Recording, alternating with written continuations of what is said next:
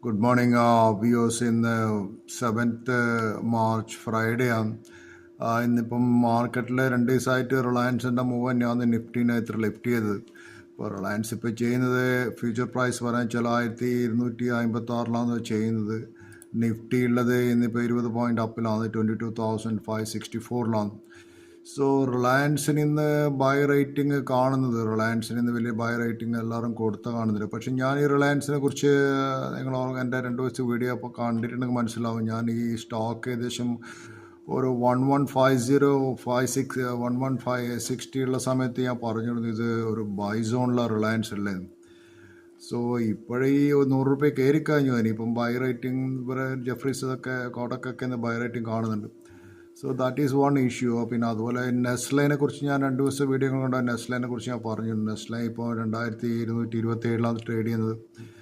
So anyway this is not a buy or sell recommendation. പക്ഷേ ഈ റിലയൻസിനെ കുറിച്ച് എനിക്ക് പറയാനുള്ളത്, റിലയൻസിൻ്റെ ഇഷ്യൂ ഇപ്പം പണ്ട് സദാം ഹുസൈൻ ഈ ഇറാഖിലെ കുവൈത്തിനോട് പറഞ്ഞ അതേ ന്യായം തന്നെയാണ് ഇപ്പോൾ ONGC റിലയൻസിനോട് പറയുന്നത്. കാരണം ഈ കോൺഫ്ലിക്റ്റ് റിലയൻസിൻ്റെ ഒരു ഇഷ്യൂ എന്ന് വെച്ചാൽ 2013 ONGC ആയിട്ടുള്ളൊരു കേസ് നടക്കുന്നുണ്ട്. കാരണം ഇവർ ഇല്ലീഗലി നാച്ചുറൽ ഗ്യാസ് അവരെ ബ്ലോക്കിൽ നിന്ന് എക്സ്ട്രാക്ട് ചെയ്യുന്നതെന്ന് പറയുന്നത്. അവരെ അക്യൂസ് ചെയ്യുന്ന ONGC അക്യൂസ് ചെയ്യുന്ന വെച്ചാൽ റിലയൻസിൻ്റെ drilling wells it is somewhat near to the boundaries of its hydrocarbon blocks, which is allowed gas to flow from ONGC field to Reliance Industries.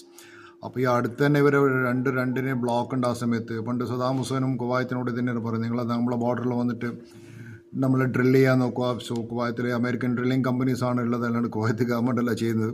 So American drilling companies സദാം ഹുസൈൻ്റെ ഫീൽഡിൽ വന്നിട്ട് അതേപോലെ തന്നെ ഇപ്പോൾ ONGC റിലയൻസിനോട് വന്നു. ONGC ഇപ്പോൾ government case കോടതി നടക്കുന്നുണ്ട്. Government പറയുന്നത് ഞങ്ങൾക്ക് 2.81 ബില്യൺ റിലയൻസ് പേ ആണെന്ന് പറഞ്ഞത്. കേസ് നടന്നുകൊണ്ടിരിക്കുന്നു. So we don't know, let us see. Reliance ആണ്, കേസ് എങ്ങനെ പോകുന്ന എല്ലാവർക്കും അറിയാം.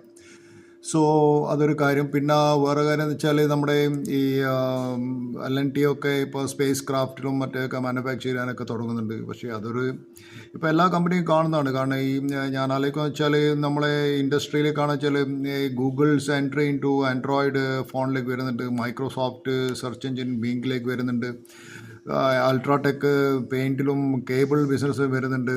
ഇതുപോലുള്ള പല ഇതും അൺറിലേറ്റഡ് ഫീൽഡിൽ വരുന്നുണ്ട്. LNT നിങ്ങൾക്ക് അറിയാമല്ലോ, LNT ഒരു കാലത്ത് സിമെൻറ്റിലുണ്ടായിരുന്നു, ഇലക്ട്രോണിക്സിലുണ്ടായിരുന്നു, മെഡിക്കൽ ഇൻസ്ട്രുമെൻറ്റ്സിലുണ്ടായിരുന്നു. ഇവരൊന്നും LNT ഇപ്പോൾ ആ ബിസിനസ്സിലേ ഇല്ല. ഇനിയിപ്പോൾ പുതിയൊരു സ്പേസ് ക്രാഫ്റ്റ് എന്ന് പറഞ്ഞാൽ പുതിയൊരു വിളിച്ച് തുടങ്ങാൻ പോകുന്നു കേൾക്കുന്നു.